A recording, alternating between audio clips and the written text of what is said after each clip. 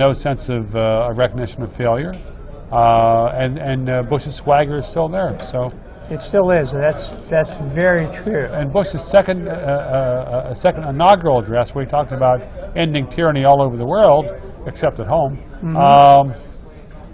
That was most disconcerting because it shows that he's even more full of babble than he was 4 years ago. What about the Patriot Act? What about that? What are your impressions there? Well, it's almost all of it's unnecessary.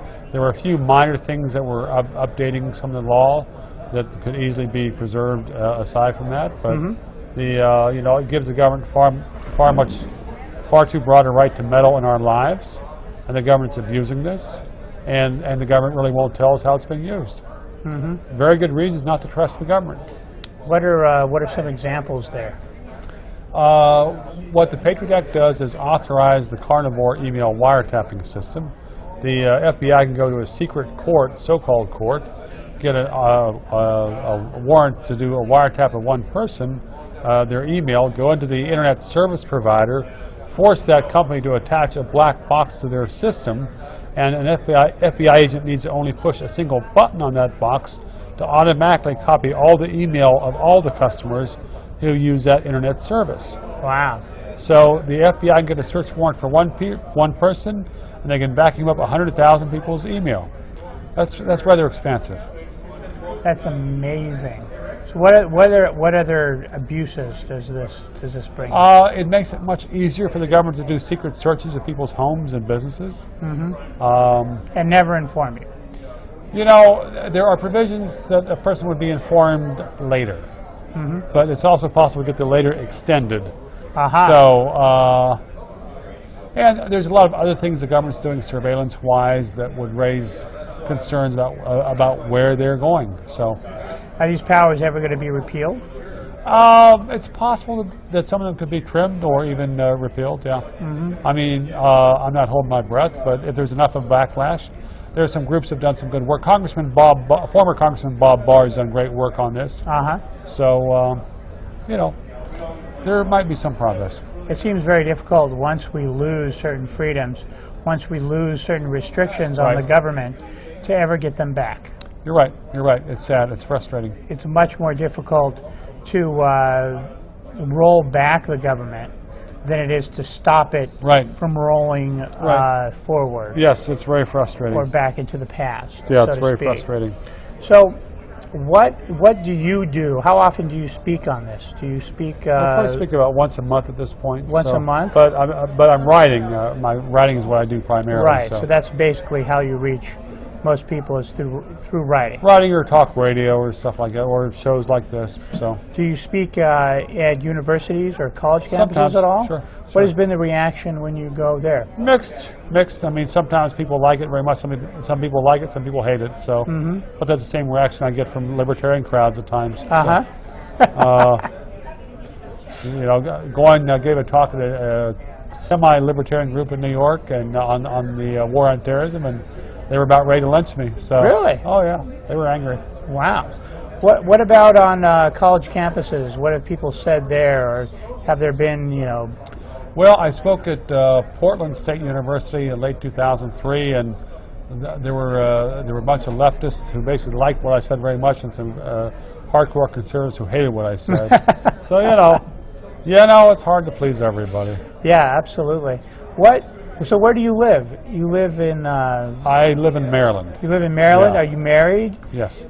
Kids? No. No? No. Because you're an interesting guy. After I should have asked you that when you started out. Oh, that's then fine. after you're talking, it's kind of like, hey, who is this guy? Where's he from? How did you start out in this field of writing? I mean, did you... Well, at the time around the time I turned 18, I decided I wanted to be a writer, so I started writing. Eventually it started to sell, so I kept writing. Have you always been writing about politics or no, other subjects? Politics came to, I tried doing some other things at first, and then came to politics, and, been doing it for, I guess, 25, 26, 27 years. So, it's fun sometimes. It's fun. It's fun sometimes. Yeah.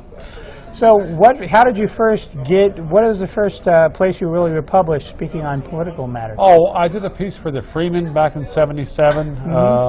on liberty versus equality. Did a piece for the Boston Globe the following year. Did a satire for the New York Times in 1979 on the failure of the All-Volunteer Congress. That was a fun piece. Yeah? What was it about? Well, it was a time when many congressmen were talking about the failure of the All-Volunteer Army. And what I did is take the same standards and showed how the All-Volunteer Congress was also a failure, and how we might do better if we just drafted people at random, that they might be more sober or more honest. I think that's probably very true. I'd like to thank you for coming out. Well, thank you. Thanks for having me. Do you have if people want to find you, Ryan, you can find them on the web? Yeah, JimBovaed.com. Okay. If you'd like to find any more information about the Libertarian Party, you can join us at www.lp.org, or you can give us a call toll-free at 1-800-ELECT-US, and we'll send you out a free packet of information. Thanks for watching, and we'll see you next time on the Libertarian Alternative. Hi, today we're talking here with Elizabeth Brierly at the San Diego convention of the San Diego Libertarian Party, and that's why you hear the noise in the background of the people speaking. And what we'll be talking about today with Elizabeth Brierly. Now you edit the newsletter of the Libertarian Party as well, don't you? That's right, Mark. I am the editor of California Freedom, which is the monthly newspaper for the Libertarian Party of California. And you also you posed in a calendar called the Ladies of Liberty calendar. I did. This was a fundraising opportunity for the women of the Libertarian Party to take off their business suits that they normally wear at the Libertarian Party conventions and when they're on the stump as candidates, and put on something more glamorous and pose in some glamour 1940s style movie poster type photographs, and put together a calendar that's been selling pretty well as an alternative to the normal and have some fun type of fundraisers. That's right. It was a lot of fun to do the calendar. And now the calendar before that, though, had pictures of women in bathing suits and lingerie. I'm not sure about that. Yeah. You have to talk to the calendar. I'll have to talk to Rachel Mills about that.